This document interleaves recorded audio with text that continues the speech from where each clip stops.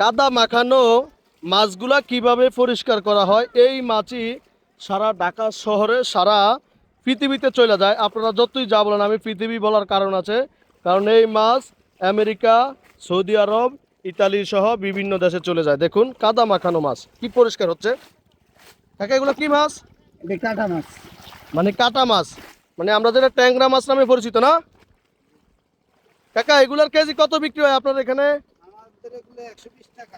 120 টাকা একবারে মূলার দামে। 1 কেজি মূলার দামে বিক্রি হয় 160 টাকা নাকি কাকা? এখন মূলার দাম বেশি না কাকা? মূলার দাম বেশি। দেখছেন? আর এই মাছ যে কি পরিমাণ স্বাদ, আলহামদুলিল্লাহ, আহ, মনটা ভরে যাওয়ার মতো নাকি কাকা? এই মাছ খুবই স্বাদ, একটু চচ্চড়ি করে খাইলে ঝোল ঝোল নাকি কাকা? খুবই স্বাদের মাছ পরিষ্কার করা হচ্ছে। এগুলাই চলে যাবে ঢাকা নাকি কাকা? কত কষ্ট করে মাছ মাছ ধরে, মাছ পরিষ্কার করে, প্যাকিং করে, বরফ দেয়, এই মাছই চলে যায় বিভিন্ন জায়গায়। ভিডিওগুলো শেয়ার করে দিবেন, আপনাদের কেমন লাগে আমাদেরকে জানাবেন।